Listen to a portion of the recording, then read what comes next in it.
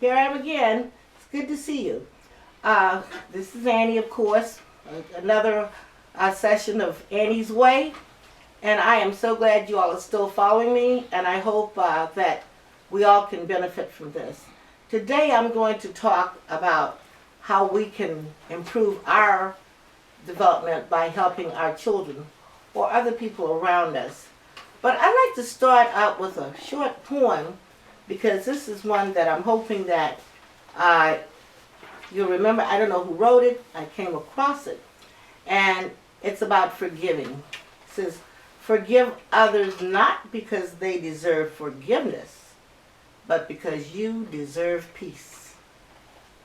Forgive others not because they deserve forgiveness, but because you deserve peace. And if we think about it, sometimes we go on not forgiving people, and we have to remember that we're upset with them. So we can unburden a lot of emotions by forgiving. It's something we live through, so why not try to forgive and move on?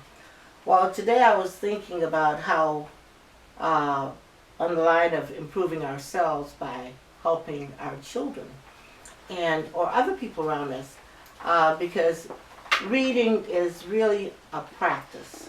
You know, reading is a practice, and one good way to practice is to get involved with your children. I might have mentioned that before. We want to read to our children, and we also want to listen to them read. I find that if we read to children, listen to them read, and even if we would record our reading sessions, if a child is engaged in a book, what I used to do is I'll have a child to find a book he or she might like to read. And it doesn't matter if the child likes to read a book.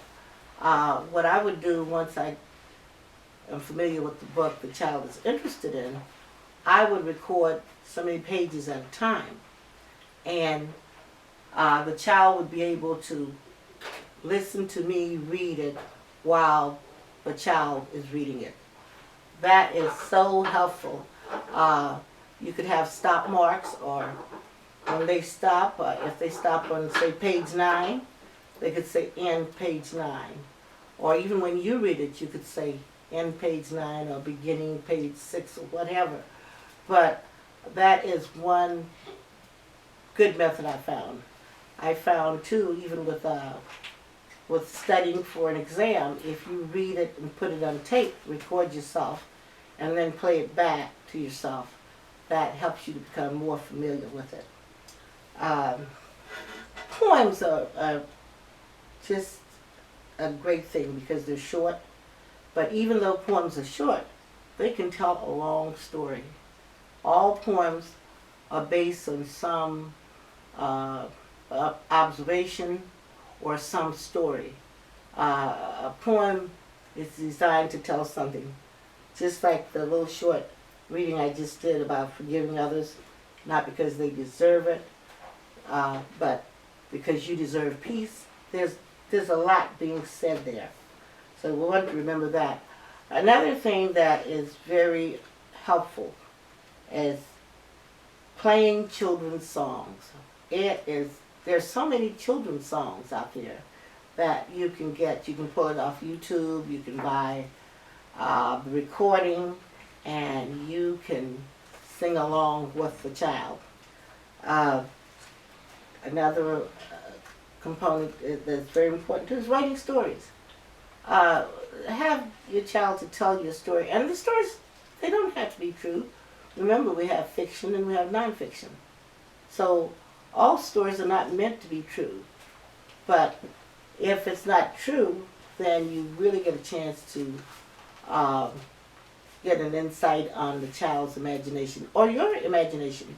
I was looking the other day, the author's Colson. He's a black author. He has written so many stories and shows, and he says a lot of them are based on things he's heard or things that he's imagined, but people like Colson would be a great person to look up his movies, his stories turned into movies a lot of times, and you can look him up. Uh, and I like picture stories too. You don't have to just write stories, you can create picture stories. And for really young children, it's easy to help them to learn to create picture stories. That is, draw a picture of what they're thinking about or what they want to write about, and then be able to sequence those pictures. You know, you might have a picture of a child maybe getting dressed, and you can say that Johnny is getting ready to go to school, or he's dressing for school.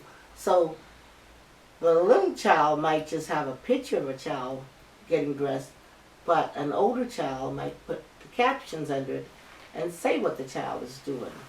And then you might have a picture of him leaving the house, and the caption could be Johnny leaves home, or you might see a picture of a bus and a child boarding the school bus. And all these are ways of telling stories, but it's important that the stories be told in a sequence and that the child is able to tell you the story based on the pictures he's created. And that is a part of story mapping too. So we can do picture stories, we can do written stories, we can read to our children, we can write with our children. And I don't want to miss out on talking about math, because math is very important. And I was thinking, in order to keep track of a checkbook and keep your account, all you really need to know is how to do simple math. That is subtraction and addition. If you can add and subtract, you can keep up with your account. You know, if you only have $100 left in the bank, you cannot write $110 worth of checks. You do that, and next thing you know, you're overdrawn. But also, you might want to always keep a cushion. Keep a cushion of at least $20. I would say keep a cushion of at least $50, but that way you can never go wrong. But if you just look at the way a check is designed, and I plan to have a check blown up so I can go through this exercise with you, because some of the simple things that we can do, we miss out on doing them because we're afraid. Don't be afraid. You work hard. You know, put a lot of thinking into how you spend your money. Now, one exercise that I've been able to do with young ones and evolve from there is, while you're teaching your child to count from 1 to 100, when they get the concept of counting and a perception of what 100 is, then you can start finding things like even rocks can help a child count. You might get a handful of rocks and count them. You can put them in sets of 2s or sets of 3s. Or if you really want to expand on that, you can have the child show the child how to create the sum of 100 or the sum of 10. Starting with a very young one, if you're counting from 1 to 10, then you might want to start out with 10 rocks, and as you start